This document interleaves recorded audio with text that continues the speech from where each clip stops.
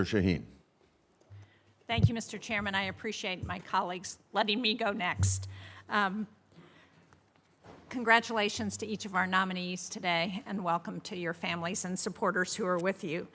I would like to begin by noting that we have our first two career nominees for ambassadorships on the panel today.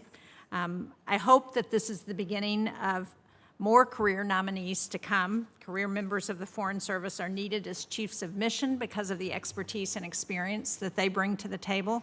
Ms. Stuff and Mr. O'Neill have each served in the U.S. State Department for 25 years. Ms. Stuff has served as Deputy Chief of Mission in Moldova and Djibouti, and Mr. O'Neill as Consul General in Chiang Mai.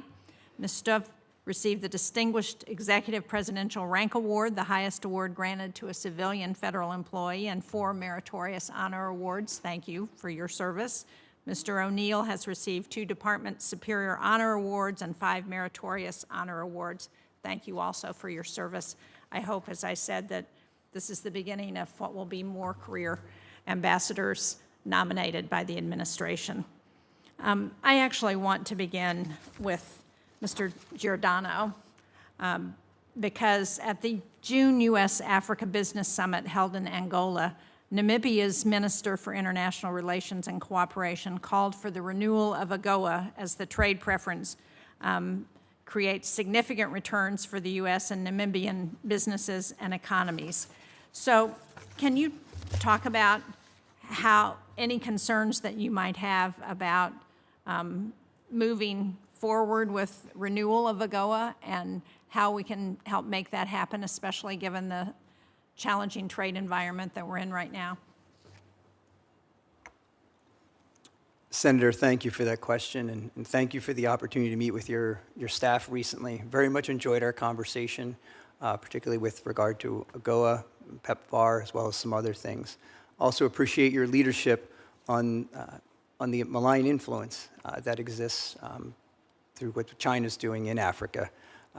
Very much enjoyed the China report, although it only mentioned Namibia in a footnote. It was an important footnote that focused on the economic and military logistics capabilities that they're seeking. Senator, with regard to AGOA, I'm certainly familiar, as I mentioned, with the legislation, and I understand the authority expires on September 30th. I'll continue to watch the space closely.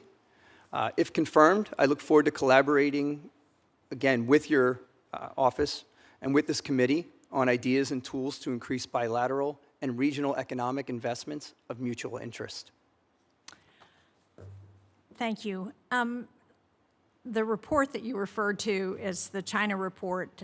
It was put out last week or 2 weeks ago by the Democratic members of the committee.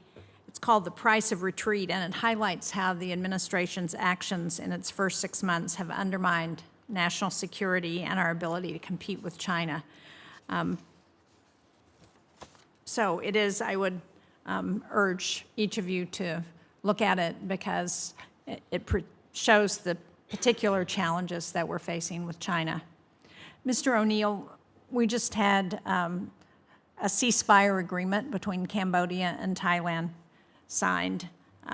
Can you speak to what you might be able to do, if confirmed as ambassador, to see that that ceasefire becomes a long-term peace agreement between Cambodia and Thailand?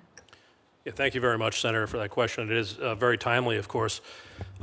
First off, I was troubled, as I think all of us were, by the loss of civilian life, the needless loss of civilian life along the Thai-Cambodian border. And I'm very grateful that the two countries have entered into a ceasefire and are now talking. I also, I'd like to commend President Trump's leadership and Secretary Rubio's leadership, which I think is an important part of what we can do. And if confirmed as ambassador, I think the first thing I would do is to point out to Thailand, which is one of our only treaty allies in Asia, that wars like this, conflicts like this, do nothing to help their people. They do nothing to strengthen our alliance. They do nothing to address the challenges that both of our countries face. They are just a needless waste of life and treasure. And